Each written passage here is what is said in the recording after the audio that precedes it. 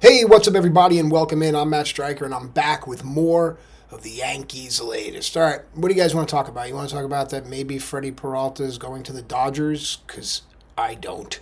Let's talk about some encouraging news. Let's talk about the fact that Chris Bassitt has been linked to the Yankees. So comment down below. Let me know your initial thoughts to that news. Let's dive in. So Bassitt is a bit older. Came up with the White Sox, I think. I remember him mostly with Oakland. Had a cup of coffee with the Mets and Toronto mainly. Big thing for him, 16 wins for Toronto in 2023. That was the standout. He has started 30 or more games in each of his last 4 seasons. He has pitched quite a few innings in those 4 years as well. A right-handed pitcher has shown 5 pitches, a sinker, a cutter, a slider, sometimes a curve, sometimes a change. He's one of these like old school pitch to contact guys, very low walk rate. If you're old enough, think Charlie Liebrant. If you're a little younger, Jamie Moyer-esque, Kyle Hendricks. If you're looking for a today comp, maybe like a Brad Keller. I mean, nothing that really jumps off the page at you. But this is a guy that pitches as opposed to throws. All right, and there's a difference. Also a guy that can eat innings, induce weak contact. Not a bad get, depending on the price. And a guy like Bassitt could really bridge the gap until everyone is healthy and then serve as a great, steady, mid-rotation, inning-eating kind of guy that can give the pen a break should they need it. Can spell a losing streak. You know, just imagine in the middle of July somewhere and Judge is on the IL and the team isn't hitting. You got Bassitt going as, your 3, and at least you know that that's a valuable arm to have around, at the very least, depending on the price. But this is something the Yankees should start to think about. I know that as Yankee fans, you're all smart enough to understand that it isn't all just, Tariq Skubal and Max Fried and Paul Skeens. It's these guys that are unsung heroes, these guys that, like I said, can stop the bleeding on a third day when you're in the middle of a 3 or 4 game, skid, and maybe you're out on the road. A guy like Bassitt would really be beneficial if the price were to be right.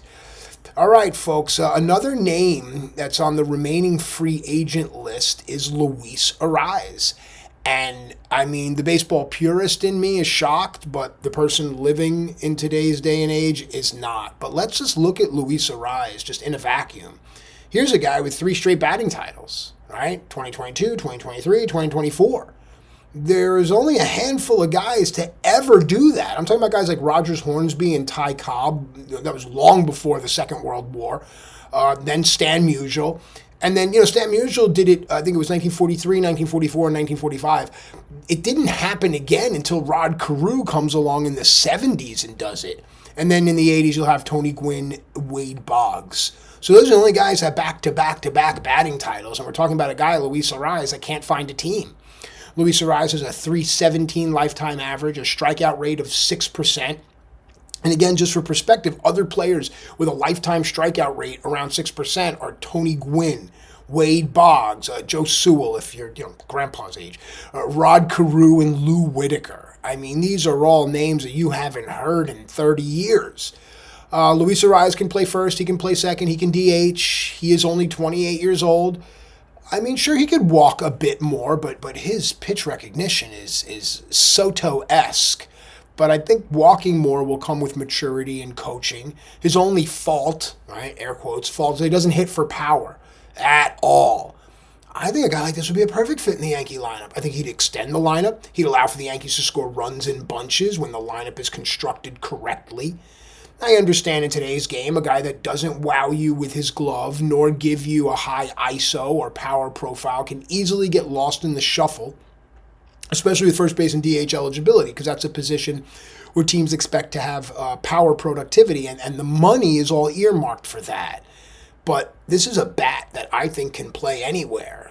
It looks like a reunion with San Diego can't entirely be ruled out with Luis Arraez, but it is looking more and more like he'll end up in the American League, and that's not a good thing if it isn't in pinstripes. The team I've heard mostly is Texas, and that was early on. But a team like Texas adds Luis Arraez, And Yankee fans got to start looking over their shoulders because now that becomes yet another team that can throw a wrench in the ointment. Look, the Angels got better. The A's got better. Kansas City, you have to believe, is going to be better. Minnesota is capable of going on a run.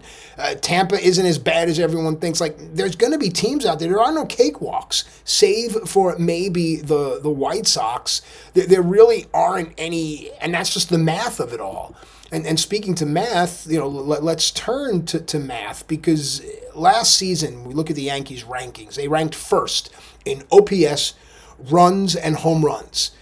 Now, removing Cody Bellinger from that equation, the Yankees immediately fall out of first in all those categories. Last season, the Yanks were fourth in ERA, second in hits per nine, and fourth in home runs per nine. And I don't see why the Yankee staff wouldn't at least be adjacent in those categories again this year. Although Fried did play exceptionally well, and you have to expect some regression, question mark. Right? I mean, I don't know, you would have to, but who knows? Maybe Max Fried is one of these guys. We're looking at the bullpen last season. The Yankee pen was fifth in strikeout per nine. This season returns the same cast, so why not expect at least a similar result? Overall, I think this Yankee team is going to be able to hang, at the very least pitching-wise, as is. I'd like there to be more, but as is, I think the Yankees are okay. Offensively, it's a much different story. Without Cody Bellinger or a projection in place to, at the very least, moneyball Cody Bellinger with some type of amalgamation of Dominguez and Jones, I don't see how the Yankees can score the way that they did without Bellinger's presence in the lineup. And also, no one's talking about the fact that Paul Goldschmidt isn't there anymore. In the beginning of the year, Paul Goldschmidt was vital. Look, offensive guys slump. That's just what they do. The season is way too long, and we can have that conversation as well. Comment down below. But I think it's inevitable. I think the immutable laws of math always win. Can the Yankees have the slumps at the right times? Can the Yankees win the games they need to in order to get to a favorable road to the World Series? I'm not just saying get into the wild card. You want games at home. You want these type of advantages to make it as easy as possible for the Yankees to continue on their journey of yet another championship. All right, guys, with the time that we have remaining, I want to stretch our legs a little bit. I want to know more about you. I read the comments all the time. I think they're absolutely great. I want to know what you want to talk about more. Comment, let me know. I want to know, how do you watch your content, right? Are you watching at work? Are you just listening? Is it background noise while you do bong hits? Like, how does it work for you? Comment down below. I also want to know, where do you guys get your information from? What's like your morning phone routine, which is a terrible thing that we all have anyway. First, hour or so when we wake up should be in nature and I don't know. But anyway, what are your sites that you like to go to? I'm curious as to the routines and the patterns of others. Interact down below or on X. You can find me at MattStrikerTV, and we'll get into all of that. But I think that kind of helps us understand each other and understands, where do we get our information and what is it that we believe and how do we cross-reference our information. That's something else that I think is super important. But the stories are important as well, and those are stories for another time, perhaps next time, right here on the Yankees Latest.